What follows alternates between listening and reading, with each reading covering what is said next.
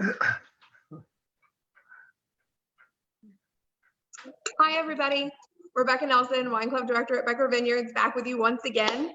We're really excited to kind of come to the culmination of this Mother's Day week of wines, and we hope everybody's really been enjoying this. It's been a really great sort of wide swath of wines that we're covering this week, which has been a lot of fun. So tonight we have our 2017 Culinaria, which is a wine that is just absolutely fantastic. It's a blend of a lot of different red varietals and is specifically geared toward food pairing. So of course we're going to have it on a Food Friday.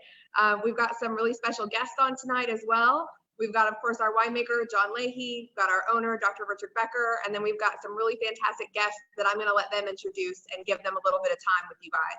I'm going to go ahead and turn it over to Jon and Dr. Becker, and I hope everybody enjoys the evening. Cheers. Cheers, Rebecca. Thank you for that wonderful introduction, as always. So, Doc, we've got a couple of great guests. We want to get to them, but would you lead us in with a few words first?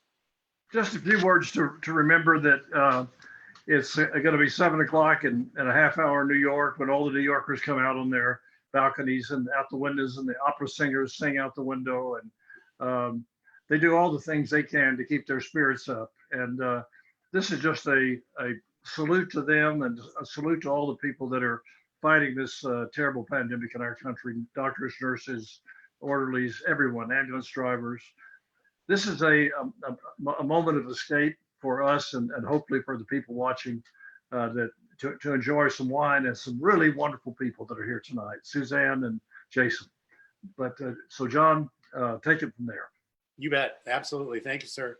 All righty, everybody. Cheers. I hope you're pouring the Culinaria. This is the bottle.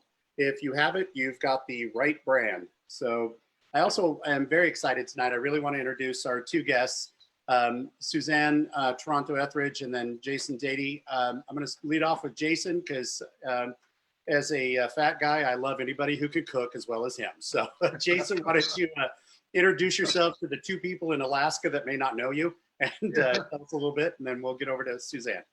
Chef Jason Dady, a local restaurateur here in San Antonio. I've got 6 restaurants, a catering company, and you know, just a big, huge fan of Becker, and obviously a big part of Culinaria, our wonderful nonprofit that Suzanne runs here to really do amazing things for our industry. So it's great to be on, and this wine is already tasting amazing.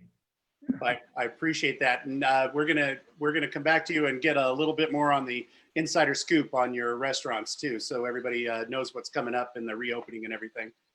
Suzanne, please welcome. I love talking with you. We never get enough time to talk together, but would you tell everybody a little bit about the Culinaria organization and I will lead in why we make the wine for Culinaria. Absolutely. Thanks for having us today. So Culinaria, actually Dr. Becker started Culinaria. So it's interesting that I'm talking about Culinaria versus Dr. Becker, but it really started as a group of great friends getting together to enjoy amazing wine and beverages. And then later on became a nonprofit organization that was really designed to fulfill a need in the marketplace. And that was to really promote San Antonio as a premier destination for food and wine. And that was, in 2000. This would be our 21st year. We're all at home, but we can all drink together culinary wine, which is great. But it started as a food and wine festival 21 years ago and has grown into an organization that attracts well over 1 million people through its various events each year. And I think a lot of people are very familiar with us right now. During the pandemic, we, along with Jason Dady, have been hosting Hospitality House, mainly at Jason's restaurant at Alamo Barbecue.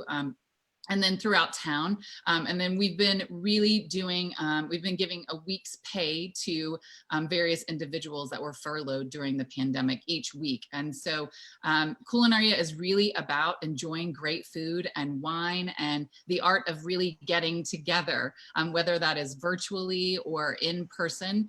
And we are just, you know, it's an embarrassment of riches that we are in our 21st year and really enjoying some amazing people. But Culinaria really boils down to amazing people sharing their time, their talents, and their energy, and really believing and promoting San Antonio for the confluence of culture that's found in the food and the fabric of our everyday entities that celebrate different roots and different origins through our wine and our food and our history. And so we're just so honored to be here today. And obviously, this wine is my absolute favorite.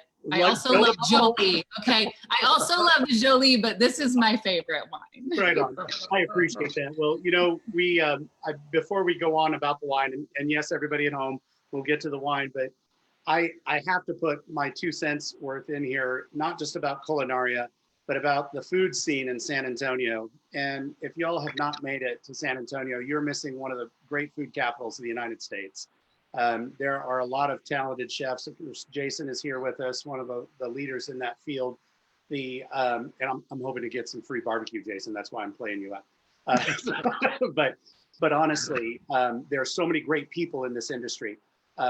Everybody, bartenders, chefs, sous chefs, line workers, wait staff, everybody that comes together. And I absolutely was so blown away the first time I took literally a Culinaria tour through San Antonio 9 years ago, and I just fell in love with the city ever since. So that part for me has been amazing, and I've been very, very fortunate to be able to make the wine for that organization, for that event. And I'm not even exaggerating how honored I feel every time that everybody enjoys this wine, because it means so much more than just the wine, about everybody that's involved in it. So, Doc, would you please give us a few words on Culinaria and why y'all started it, and then we're going to get right into the wine and get everybody's opinion. Well, just briefly, I think Suzanne really summed it up well, and it's really been a collection of people, really friends from all aspects of this food and wine industry. But the honesty and integrity with which Suzanne has managed this has been just terrific. That's why everybody's still there. And no chef has worked as long, as hard, has been at as many events as Jason. So for me, it's a real treat to see the two of them. But this has been, what she said, an attempt to celebrate food and wine and San Antonio. Mm-hmm. And there have been a number of wonderful people involved, and but these two I think have been the stars. And I'm glad to be able. Yeah, absolutely. I've been very, very fortunate to be able to be involved in that last 9 years of working at Becker. So I've very much enjoyed it. So as we got to get to the wine, Culinaria, I'm sorry, I'm gonna kind of step in and talk about the wine here for a minute, because if we start talking about barbecue and Jason's cooking and his restaurants, I'm gonna leave here and go out and get some food. So the Culinaria tonight, guys, if you've already poured a glass, I want everybody to kind of lift their glass, swirl and sniff a little bit. This is an absolutely fascinating wine for us. This is a non-traditional blend of wine. This wine is one of the, what I call the reinvent wines. I get to reinvent it every year. There is no set idea behind this wine other than it's got to be food friendly for San Antonio. You have no idea how complex that little phrase is. Chef, would you lead us to just tell us a brief amount of the different cuisines that you all do at your different restaurants to give the folks at home the idea of what this wine is supposed to go with? For me, I've cooked about everything. I think the only thing I haven't cooked is Indian food, or at least had a restaurant that served Indian food. So, for our business model, we have everything from Texas barbecue to Northern Italian, range, a great modern American steakhouse. I've done a lot of modern American. I had a really cool Asian restaurant for a while. But what I love about this wine is just it's like the real fresh, young, red fruit, the cherry, the strawberry, but it also has just such a beautiful acidity, which really goes well with, like you said, food of San Antonio. To me, the first thing I always think of when I drink this wine is like grilled quail, like just that slight smokiness, but that real mild, kind of almost gamey, but not too gamey flavor profile. This is kind of a match made in heaven for for grilled quail here in South Texas for sure. I think Oh, that's right. I would agree with you, having hit grilled quail with this particular wine. Absolutely. You know, but I also like the idea. I am a big barbecue fan. In the previous, I got a little flack from commenters about 4 or 5 broadcasts ago about how many times I was mentioning barbecue, and I'm on a barbecue train again, guys. So bear with me. But you know, because I love Texas barbecue in particular. Excuse me. I absolutely enjoy like Tennessee barbecue. Excuse me. No, I've swallowed the wrong way. I apologize. But I love Georgia barbecue too. I love that really nice acidic edge to Georgia barbecue. But nowhere in the world to me does barbecue as good as Texas. So I really love that as well here. Not just the grilled game, that also the Tex-Mex blend. So I want to get into this blend here, and then Doc, I'm gonna come back to you, and Suzanne, we're gonna get your opinion. So bear with me. But for everybody at home, this particular vintage year, the 2017, has Barbera, Mourvedre, Petit Syrah, Merlot, and Cabernet Sauvignon. These are not normal wines that one would think blending together, especially the Barbera with the Cab or the Petit Syrah with the Mourvedre. 4 distinct different regions of wine coming together. The first time I did the Culinaria blend and used Barbera, Cab, and Zinfandel together, I got a lot of flack, and this was back in 2012, 2013 when I was just starting with Becker. So Doc looked at me, he smelled the wine, he kind of looked at me again, he smelled the wine, and then this is the origin of his original question to me. He does this, looks up and he goes, "Have you bought your house yet?" Great. Moved all the way across country. So Doc, what do you get out of this particular wine right now? Go ahead and buy a trailer, John, is what I'm thinking. Done. It's almost Pinot-like. I can't identify any single. You know, certainly the Barbera has a nice expression, and this is a really wonderful, rich, ripe Barbera. 17 may be the best harvest year ever in the state of Texas. The reason is that the hurricane that was over Houston pulled a lot of cool, dry air over West Texas. So we had an extra month of ripening. And that may be part of why the fruit is so wonderful in the 2017 wines. But John, I can't tell you one, you know, I can't identify one grape here. Well, I don't think you can. Yeah, I agree with you. This wine to me has fully developed, and unfortunately for Houston, I don't want to make light of the hurricane and especially of the suffering that happened, but because of that weather event, it really did give West Texas and the High Plains a hell of a lot longer ripening period, and we're reaping the benefit of that in this fruit. So Suzanne, besides Doc, you're probably the one person that's tasted the most consecutive vintages of Culinaria. So what's your opinion of this particular vintage? Well, I love this vintage. I think that it reminds me too, remember when it was first bottled, Dr. Becker, it just reminds me of a story about the festival. And I remember that there was a little pushback from people who will not be named, but we really wanted it at Burgers, Barbecue, and Beer, because it tasted so amazing. And so we were really, really focused on having pushback on that one. I won't say who it was. Yeah, exactly. But we really wanted it at Burgers, Barbecue, and Beer because it pairs so well. It's a great summer wine. In my opinion, I love drinking this all year round. But when it starts to come May, and I think that may be because we were in May for so long, I start to really crave this wine. And I think it's just because it drinks well with so many summer foods. You can have this with fish or barbecue or a great burger. It's great for a cookout. And I also really love it. I really love it with chocolate. And I know that's weird. And probably none of you are drinking chocolate with your wine, but I love this with chocolate. That's a great segue. You just set me up perfectly, because for tonight, I made chocolate chip cookies, both in memory of both my mothers, my mother-in-law and my mother, which they both loved chocolate. And I don't know, but I think my wife may have eaten the other dozen cookies already that I made. But yeah. Chocolate does do very well here with this red fruit, especially if it's not super sweet. I mean, the sweet, yes, but this is the thing that we love to tell people. Go outside of the box a little bit.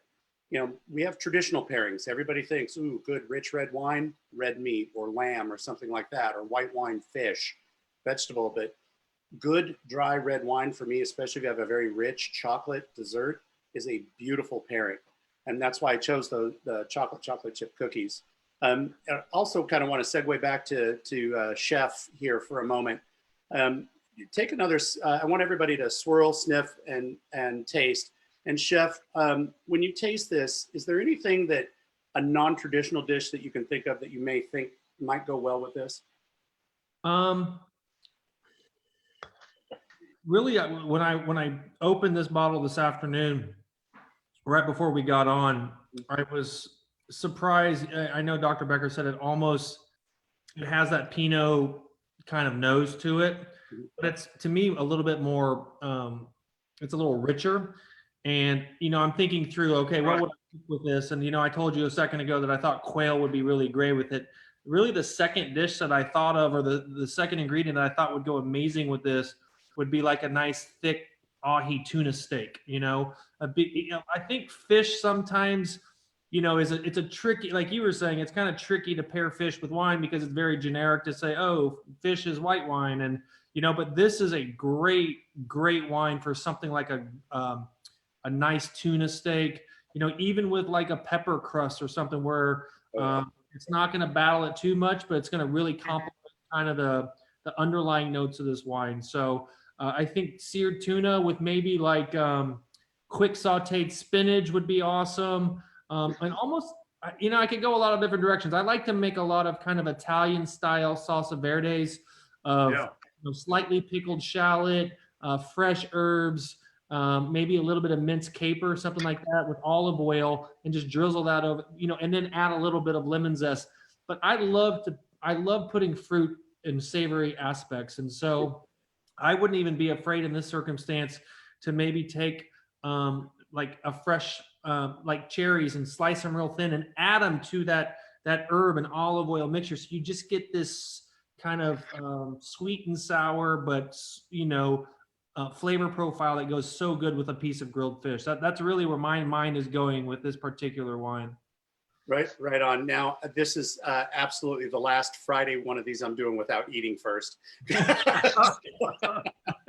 And you said the capers, and we know the caper berries, but the caper fruit, the larger bloom. Have you seen those when they pickle them or they fry them? Yep. So I've had the fried caper blooms with this particular wine, and it was part of a chicken dish that did really well. It was a little overpowering for the chicken, honestly, but that caper, that nice piquant on that caper was really beautiful with this. So, and that's something I would never even think of, taking a nice piece of sweet fruit and incorporating it a little bit into a savory dish. That's very, very nice. Or even like, obviously we're coming kind of up into our season with Fredericksburg and the great Texas peaches. I love grilled peaches, and grilled peaches wine with maybe, like I said, a tuna steak or even a little pan roasted duck breast. I think duck is kind of always a little bit of a generic, easy button to hit for like when you're pairing a wine that has this kind of a soft complexity. But man, a grilled peach with a little bit of duck breast in this wine, and you're talking about 3 or 4 ingredients, but man, it would be a home run combination that would really, really set it off. You say that, and I was just thinking the peach. I had a few years back with these really nice carne asada tacos with a little grilled peach and some mole on there, and I was just thinking mole sauce would go this would pair very well. I've actually been, I told my wife last night, I was like, I've been itching to kind of make a mole sauce at home. We've been trying to cook completely different things since the quote unquote quarantine has started. And so we haven't repeated any meals in something like 30 plus days. And I'm kind of itching to make a mole. So I think this might really get the blood going here to kind of throw out some, chilies and some sesame seed and nuts and kind of all those things that would just really, I agree. I think, and then you talk about the chocolate pairing, a light mole sauce. I wouldn't go crazy with the like overly like a darker chili, like an ancho might be too dark, but something like a guajillo or a cascabel or something like that would just really be pretty amazing as far as that making the synergy that you're looking for when you're cooking and you're trying to pair food and wine. Right. You know, there are now 10,000 very jealous people of your wife. Listen, I don't know if that's accurate or not. That's great. So, Doc, what about chicken fried oysters or Oh. fried chicken with this? Yeah. right. So I'd like I want to get back in briefly for everybody. So I've been noticing some questions. Yes, to the question, I am using the Pinot glass here. I actually enjoy this wine. It's there are two different opinions right now. Is it a little deeper? Is it more Pinot-like? This Pinot glass to me is also what I call my Somm glass. It's a little more deeply curved than a normal Pinot glass. So it's more of a glass that I will put almost every wine in just to see what's going on. No, I'm not a sommelier. Those guys take it to the extreme. And just as a quick aside too, because we haven't really talked about that. For all of you getting ready to go back out to restaurants and stuff, ask the Somm about wine pairings. Those men and women out there have taken years. They've come together. They've worked their rears off to become their food and wine experts. And these guys will lead you down a beautiful path. If you're not sure about the wines, ask your Somm. They're a wonderful resource to have. So back to the wine here. So Doc, we have this wine. So I mentioned briefly the blend before. I'm going to give everybody the percentages since we're getting a few questions. The Barbera is 40%. The Mourvèdre is 20%. The Petit Syrah is 20%. The Merlot is 15%. And the Cabernet Sauvignon is 5%. That cab basically was put in there just as kind of that backbone in the mid palate. I didn't want the cab to come forward as much. I wanted that fresh, vibrant red fruit from the Mourvèdre and the Barbera to really take that glass on. So, Doc, of the Barbera, you know, we used to grow it at our place, but we also use from Drew Talent. So this is a great segue. We have not yet talked about Drew Talent as one of our growers, and he's right here in the Hill Country. When was the first time you had dealings with Drew? And give us a little story. And if you can embarrass Drew, that would be even better. Drew Talent actually came to the winery and introduced himself. He said, "I'm a farmer in halfway between Mason and Brady, a little town called Camp Air, and I'm going to plant some grapes. And I've liked the wines that I've tasted from your winery, and I'd like to grow some grapes for you. What do you need? What can I plant for you?" And that's how that conversation and introduction began. And it's been wonderful. He has produced some of the grapefruit, some of our best wines, the grapes for Raven, which is now Ranger Hayes. And it's been a great friendship. The amazing thing about it is that my great-great-grandfather was married in Brady in 1859 before he died in the Civil War at Gettysburg. His great-great-grandfather was in Camp Air. So they certainly would have known each other at the same time. You know, two guys at about 20 years old in that part of the world who were ranchers or cowboys. And what Drew and I always say is we were sure they weren't talking about what variety of Chardonnay to plant on the hillside, but it's a different world and a lot of thoughts about Indians for sure. But anyway, I love grape. I love the grapes that we've made from Drew's wine. It's been a pleasure to know him and work with him. He and I have what drives everybody at the winery crazy except me is we just have a handshake agreement. Most of our other growers have written contracts and everything spelled out, but we've just said we've had a handshake and it's been perfectly respected on both sides for the last 15 or 20 years. He's been a great friend. Oh yeah, he is a wonderful guy. And you know, for folks at home, you know, that Drew is one of those guys that comes across very stoic, you know, but he's got a great dry sense of humor. And several years ago, he decided to go deer hunting in his four-wheeler. He was chasing deers out of his vineyard and had a rather bad accident.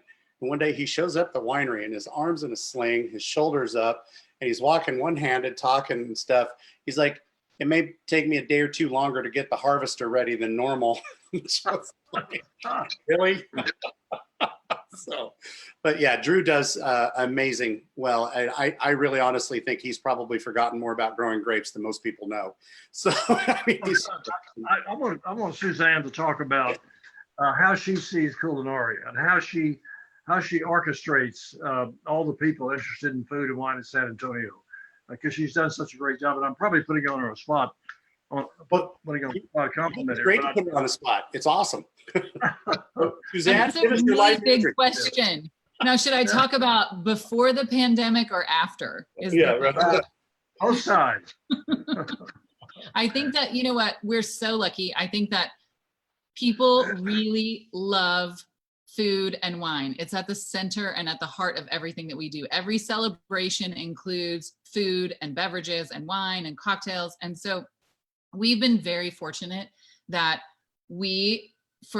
since I've been with the organization, Dr. Becker, you've been here longer than I have, but since I've been with the organization, we've really just worked on really being as authentically San Antonio as we can. And we bring in a lot of, outside influences. Of course, we bring in amazing wineries and we bring in amazing different chefs. But what we've really been fortunate enough to do is that everything that we do really starts with being motivated by making sure that when people come to San Antonio, they love every bit of this city. And I think that the greatest part of Culinaria is that we're able to celebrate the people of San Antonio. And what makes this such a rich city is that we have such a confluence of culture, and it's very evident in everything that we do. And so we really assembled a group of amazing and talented and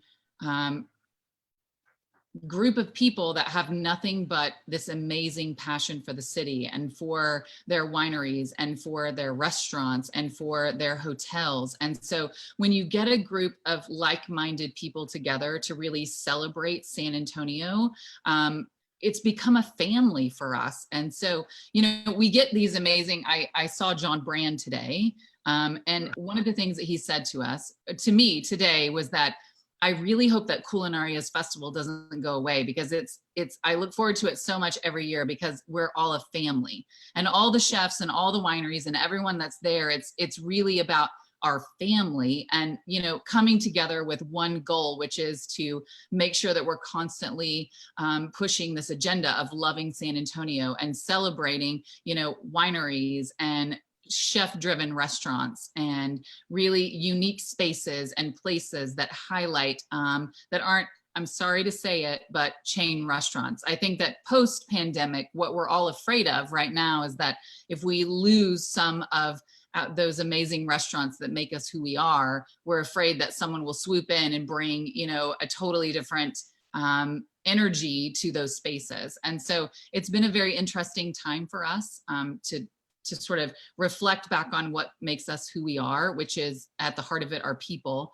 and their passion for the city. And then sort of think after the pandemic, we have to work really, really hard. And, we're launching a whole hospitality arm of Culinaria, which we've always had, but we're really going to focus in on making sure that we are the voice of these smaller entities and organizations and chefs. And so it's a very long answer to your question, but I think that what makes Culinaria unique is that we are committed to being San Antonio, and we are committed to celebrating the people that make San Antonio great.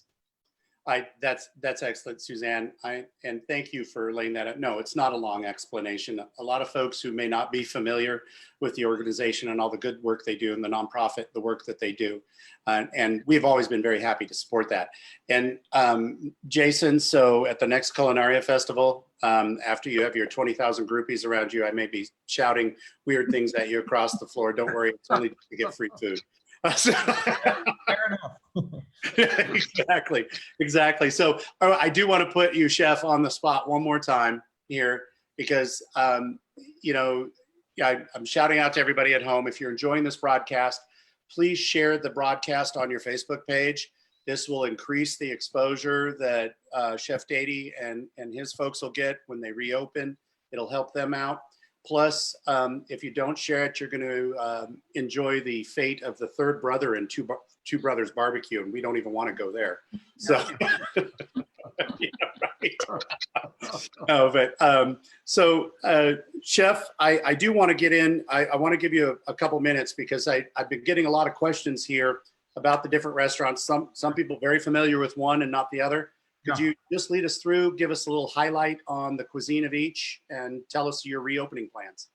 Yeah, I mean, so for us, I think the versatility of what we do is probably our strength. I mean, my first restaurant was the Lodge Restaurant of Castle Hills. I opened as a 24-year-old punk kid who wore my hat backwards, and Dr. Becker used to always tell me to turn my hat forward. But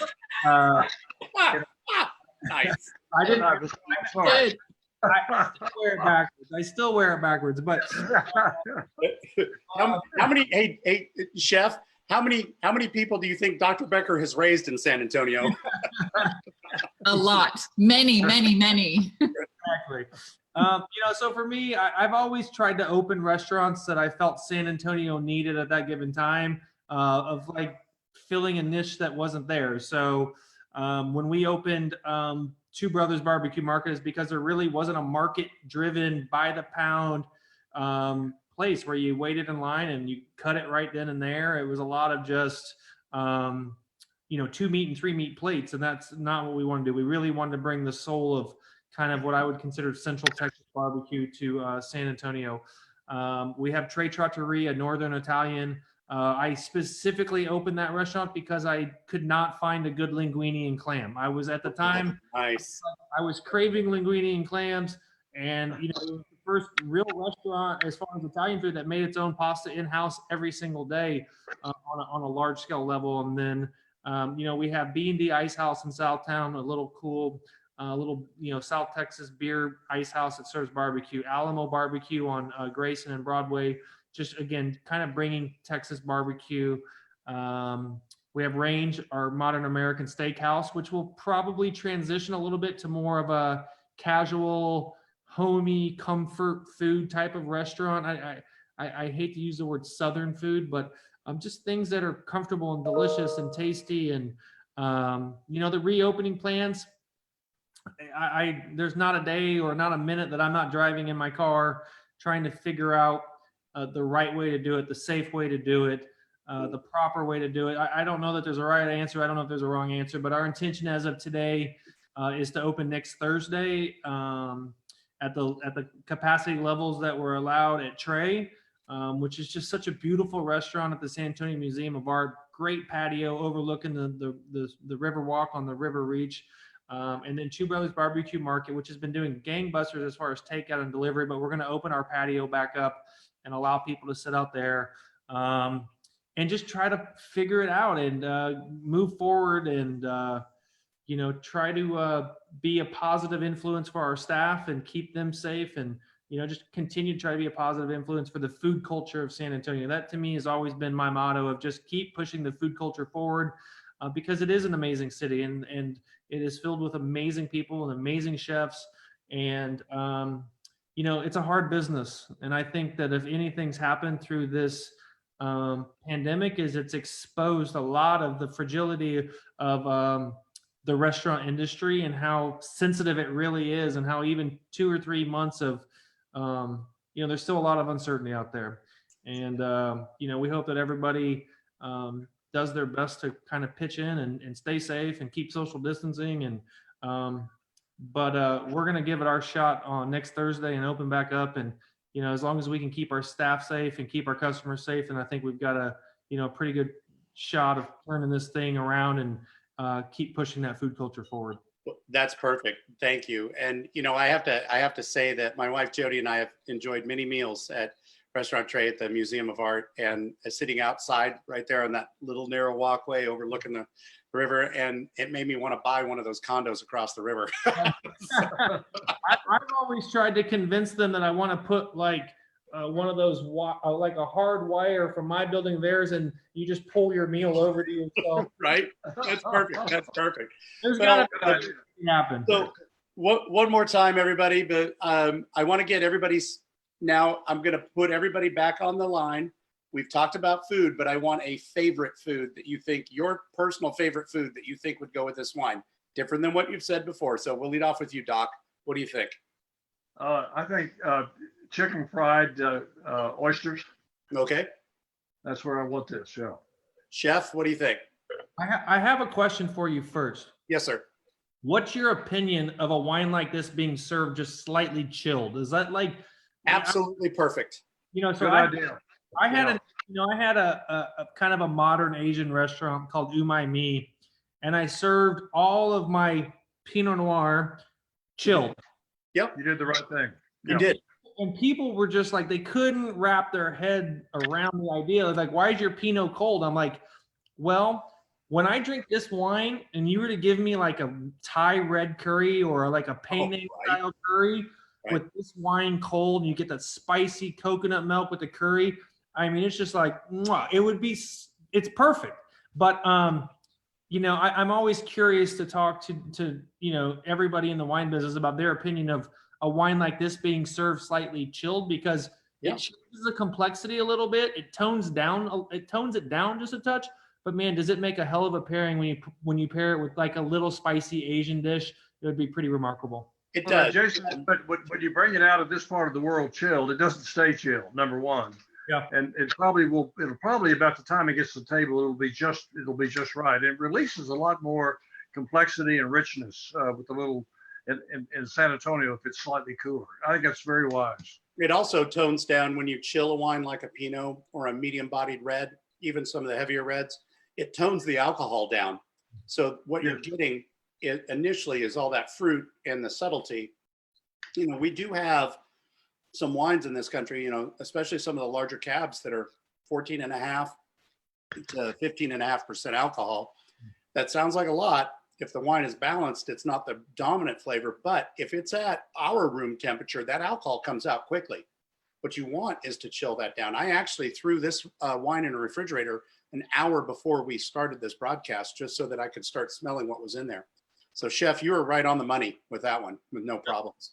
So, but stop avoiding the question. So what would be your favorite food? I pair this with like a from Dady, my favorite little Thai restaurant, the Penang noodle. Yeah. I mean, it's just be absolutely spectacular. So That'd be great. Yeah. I did want to say good luck to Suzanne following up that dish. So Yeah. I actually don't appreciate it. I do not appreciate going after Chef Jason Dady. That's not fair. Well, You shouldn't have to do this. You didn't have peeled grapes in my hotel room last year for Culinaria, so. But you're going to get them this year. No matter when the festival is, you're going to get them this year. I don't want them in my bed. Okay, fine. You know what? I'll make sure it happens. So first of all, I would like to say that I chilled my wine. So I did chill it before tonight's happy hour. And secondly, I think that probably because it's warming up outside, I would like to have this with blackberries, raspberries, and manchego cheese. And some chocolate. I know I'm not supposed to use my prior one, but I would like some chocolate. Stop it, Jason. Stop it. It sounded delicious. I got manchego in the fridge. I'm going to go get it out here in a minute. That's nice. Well, guys, so I'm getting questions on the barrel age program. Before we wrap this up, yes, 100% of these wines were barrel aged. And actually, because of the Cabernet was mostly in French oak, but the Barbera and the Mourvèdre saw a dominant amount of neutral oak. The Petite Syrah almost all of the new oak on the Petite Syrah was American. So, and there was another question earlier about how do we choose the percentages of this wine? I hate to be a cliche, but I'm a little bit of a maniacal individual when I come to blending. I have a blending table down outside of my office that I sit there, and then I start screaming at people if they walk through wearing perfume. So when I'm blending, but the blending here, we don't worry about percentages until we come up with blends, or till I come up with blends that I enjoy. Then I present the blend to Dr. Becker, to Doc and his son Joe, and our general manager Brett and I sit down every Saturday and talk about the wines that I'm presenting. And then Doc, of course, accuses me of, I love this wine, but I bet you're going to put in the tank what you want to anyway. And of course, I just look at him and say, yeah, why? I don't actually do that. But we don't worry about percentages until we pick the blend, and then we go back and figure out what the percentages are. So it's not that I have a max, I have to make this 40%, Barbera. There are some wines, like when you call a wine a Cabernet Sauvignon, needs to be a minimum of 75%. But that's a whole nother ball of wax. But for this particular wine, I just pick the best lots of these different varietals and I start playing with them. Culinaria is meant to be a coming together, a blend of many different paths. And from what we've heard tonight, the wine seems to match that philosophy fairly well. I'm So- stealing that sentence, by the way. I'm stealing that. Oh, steal it all the way. Absolutely. And But, you know, Jeff, Suzanne, I want to say that for me, this is like the magic, the mystery of watching an artist take a palette with the three primary colors and maybe some white and painting a very complex picture. look, And buddy, so when John makes a wine like this, where he's taken all these different components and painted them together, I think is really a treat. no matter what you do, I'm not cutting off my ear. I don't care.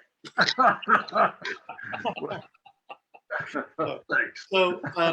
So everybody at home, please send your questions. Also, one more time, please share the broadcast. Let's get Chef Dady and his folks back at it hard and heavy so that San Antonio can remain on the top of the food culture.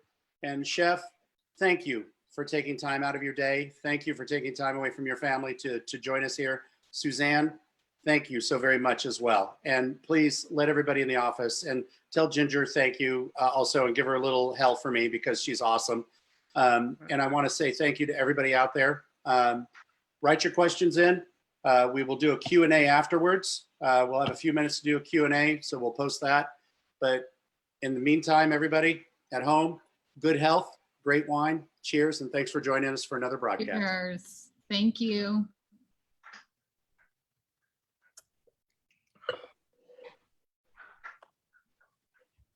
We're still live, so don't say anything bad.